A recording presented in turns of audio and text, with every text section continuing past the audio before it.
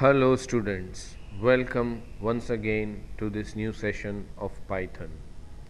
Today in this session we are mainly going to focus on control flow statements in Python, which mainly includes branching statements and looping statements. Now before we start with the control flow statements, just let us try to check out few things, one or two basic things which we need to take care. We have already studied that we can use the input function to get some value from the user. There are two ways in which we can give comments as far as a Python program is concerned. Single line comment can be given by using the hash symbol, multi-line comment can be given by using triple quotes. In the first program that we study today, we are going to study both the things. But now, today our main focus is going to be branching and looping. Most of you might have studied the languages C, C++, Java, and maybe few other languages as well. In most of the languages you have branching and looping. The concept is the same over here, only the syntax changes little bit, the keywords change little bit. So that is what we need to learn as far as Python is concerned. Instead of the curly braces which we have in C, we have colon over here. We have ELIF and else. We don't have curly brackets, otherwise the things are quite simple. So let us try to check one example to understand if else if, and let us try to write our first program. Up till now what we were doing, we were running commands simply on the Python IDLE or on the Python shell. Today onwards we will start writing the programs. In order to start writing the programs, we give file and new file. So the first thing that ideally we should be doing is we should give file and save as. So I will try to create a new folder over here, Python programs, and because it is branching statement, I will give the name as branching. The file name is branching. As you can observe now, over here the name comes up. So let us try to get started. Let me try to increase the font size little bit so that the things are easily visible. Okay, so always a good programming practice is to write a brief description about the program.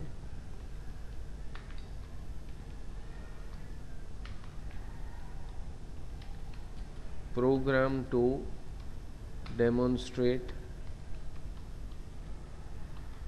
branching.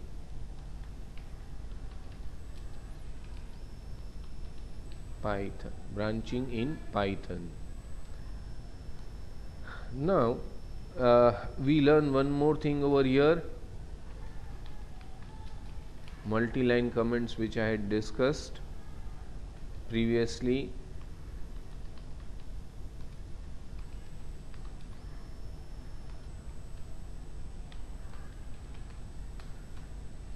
Just in the beginning of this session I discussed how we can give single line comment and how we can give multi-line comment. So this is the basic example of single line comment hash and multi-line comment triple quotes. So we try to start with the first branching program. Let us try to check the syntax: if condition followed by colon, ELIF and else. What we do is we take two numbers from the user, a equals int, because we want integer numbers,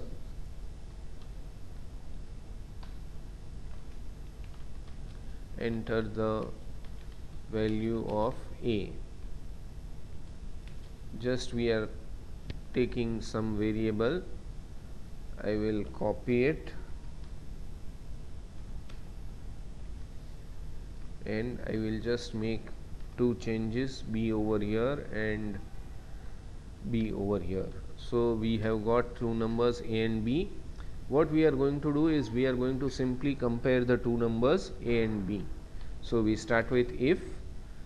Generally some expression will be there, some condition will be there which returns a boolean result. So I write over here, if a greater than b, then what? Print number a dash comma a comma is greater than b dash comma b. So that is just a simple print statement. I just copy the statement because we'll write it. In the else part, we try to complete else if and else, ELIF. So one more condition will be there, b greater than a. I will have to print the reverse thing, so it will be a over here, and here I will have to change it to b.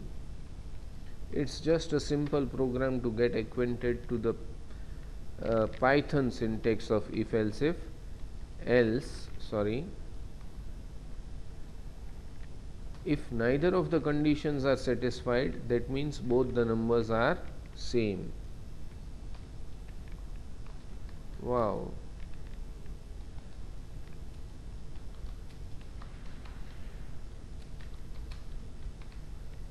Okay, so this is what the program is about. Now let us try to execute the program. In order to execute the program, you can simply give F5 function key, or from run you can give run module. So because it is not saved, it will save it first and then it will ask the value of the number a, and b is 6. So the output will be number b 6 is greater than number a 5. Let us try to execute it once again. This time I am giving both as 5, and wow, both numbers are same. So this is a simple demonstration of a branching statement. Now remember, branching and looping together are many times referred to as control flow statements or simply control statements in Python. If multiple conditions are there, you can keep on increasing the ELIF part, and the number of conditions will keep on increasing, and the program, the basis on the code written in the condition, the program will be executed. So that is as far as branching is concerned. So let me close this file close, or you can give Alt F4. Let us go ahead. Okay, now we start with looping. Generally there are many different ways in which we can write loops. In Python there are two main ways. One is using the while loop, another is for loop. If you have studied other programming languages, you are already aware about the concept of looping, and you have already used the for loop and the while loop. Though in Python there are multiple different ways in which we can use specifically the for loop. While loop can also be used in different ways, but for loop has got much more flexibility. As far as looping is concerned, basically it comprises of 3 steps. First one, you need to start with the initialization. second one you need to have some condition, and third one you need to have the increment or the decrement operator. So we straight away start with the practicals, and we start with the demonstration of while loop and the for loop. So let us try to create one more file, new file. Always remember, it is always good to start off by saving the file first, and I give over here looping. Again I will start by writing program to demonstrate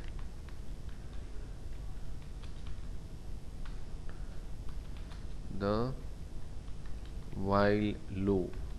Okay, so here we go.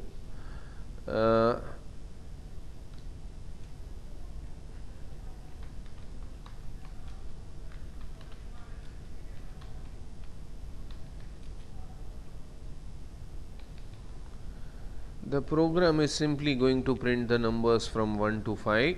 So we start off. Few things which we need to be careful in Python.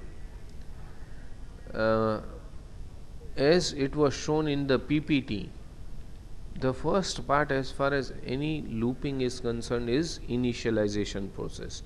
That means the variable, the counter variable that we are going to take, we need to initialize it. So we take one variable, say for example n equals 5. This is the initialization. We start with while. We need to give the condition, or we can, I should have initialized it to 1, while n less than equals 5, then a colon. We don't have curly brackets, so we have a colon. Please be careful about the indentation. If the spacing is not correct, the things will not be executed properly. Print what I want to print. I want to print the value of n, and I am not going to use n dash slash n, but I am going to use n dash slash t. Of course, the last step as far as the looping is concerned is increment. So I will give I plus equals 1, which is nothing but equivalent to I is equal to I plus 1. Both these things are one and the same. So let us try to execute this. Clicking F5, pressing F5 will save and execute the program. Name I is not defined. Why? Because over here I am taking n, so I should have taken n.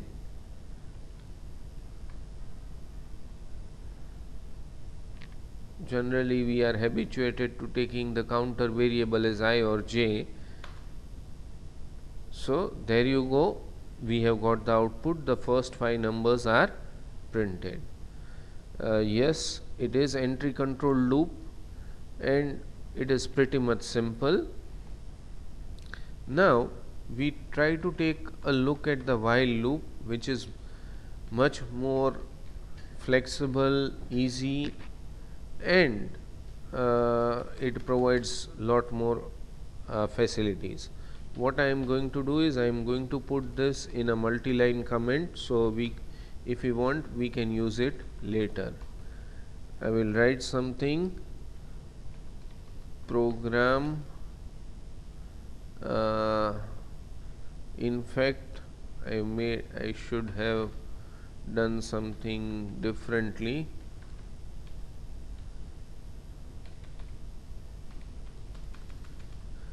I should have made some change over here. Okay, now when we are using the for loop, we need to make sure that we are making use of one more function, that is range. When we are using the for loop, initialization is not required. For I in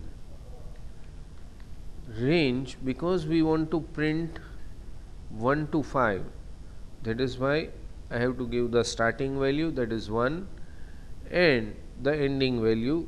Now remember, here the upper limit you specify is up to and not less than equal to.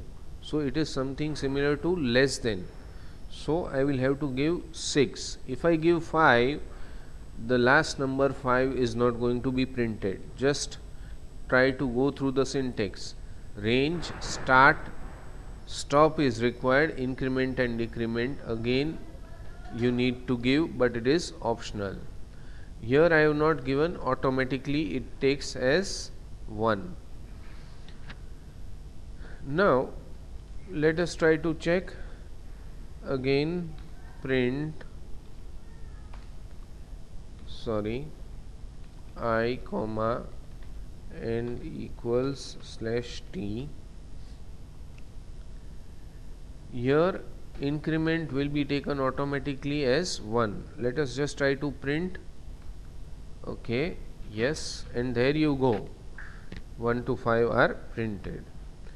Now let us make some variations. Say for example, I don't specify 1, I just specify 5 over here, because the reason that I am doing like this is, in for loop the start value as well as the increment decrement parameters are optional, only the stop value we need to give. So what it does about the start and the increment or decrement, that is from where does it start until which value it is going to print. So be ready, let us try to execute. Yes, and you can observe it starts from 0, the default increment value is 1, and because we have written range 5, it is up to 5. Up to means not including 5, and the thing is it starts from 0. So if we have not specified the initialization and the increment or decrement, it takes it automatically. But as I said, if we want to print from numbers 1 to 5, then I need to give 1 comma 6. So there you go, it is quite simple. Now let us try to print odd numbers.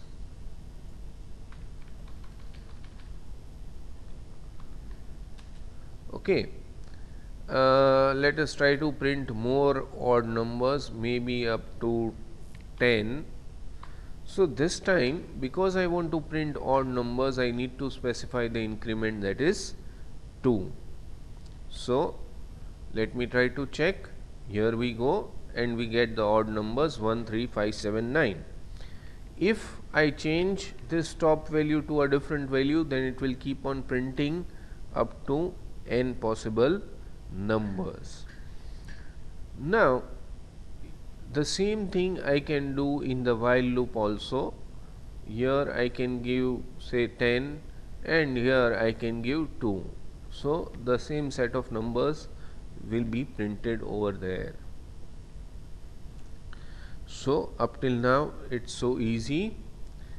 Now say for example, I want to print a decrementing loop.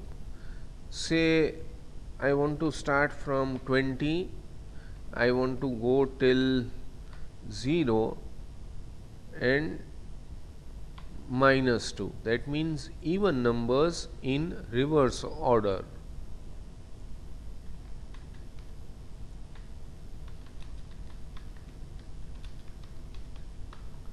Let us try to check, and there you go. It starts from 20 and it will go up to 2, not including 2. It will go, sorry, up to 0, not including 0. We have the even numbers in reverse order. That means instead of the increment value, we have to give the decrement Also try to observe the first two parameters. Because it is reverse, the start value will be greater than the stop value. This is all stuff that you have already studied as far as other languages are concerned. It's just a matter that the syntax has changed little bit over here. Now what we do is we try to take something else as far as the for loop is concerned. We try to yes, to demonstrate for loop, but we remove this on list. Now this is the beauty of Python. I like Python because of number of reasons. This is one of the reasons why I like Python. Say I am creating a list, lst equals, I am taking some random numbers 34, 2, 56, 89, 40, say for example 5 numbers are there. Now say for example if I want to print all the 5 numbers, then the for loop is quite simple.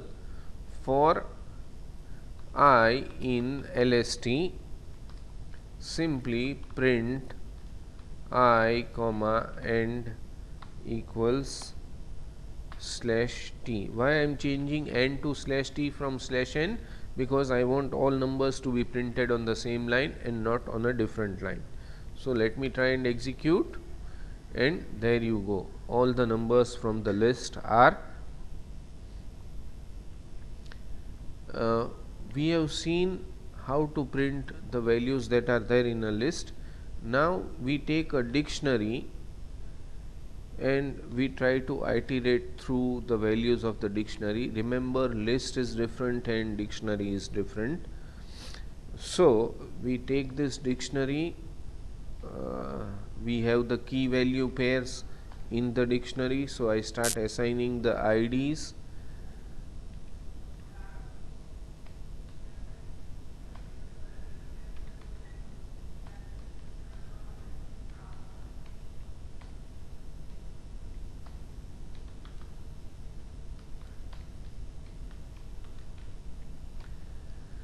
I have taken 3 key value pairs over here. Now I want to iterate through the dictionary. Now remember, dictionary has two things, key and value. So I need to take two variables. If you remember, when we were studying dictionaries, we had studied various methods: items, keys, values. We are going to use the items method. That is why we are taking two variables, and we are going to print both the things. Print I comma space comma j, that is key and value. So let us try to print. First it is printed the values in the list. Sorry, I should have just given slash n over here, a simple print, so that we come to know. In fact, I will write slash n printing values from dictionary. Now let us try to execute. Yes, this becomes little bit more clear, but again still little bit of spacing may help. So instead of giving over here slash n, in fact slash n multiple times, this will help. Yeah, this is little bit better. In fact, making it still little bit more better. Yeah, this becomes a much better output. So we get the key and values. Now let us try to experiment little bit over here. Say for example I want only the keys, then what? Then instead of items I can just take dot keys, and here definitely I will have to print only I. So you have only the keys over here. Similarly, if I want only the values, then what? So you have only the values. So there are multiple ways in which you can iterate through the dictionary. The best way is making use of the items method and using both the things.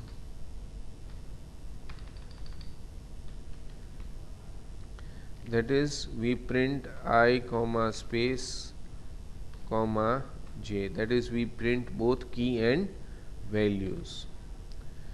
So this is how we can make use of the for loop in number of different ways. Yes, you have one homework, whether you can make use of the while loop to iterate through the list or dictionary, and if yes, how. The answer will be there in the next session. That is all as far as control flow statements are concerned in Python.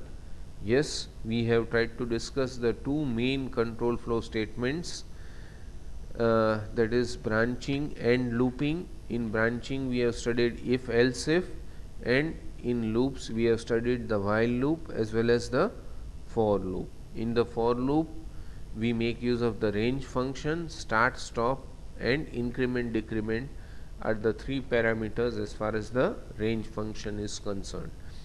This is because in any loops we have three steps: initial,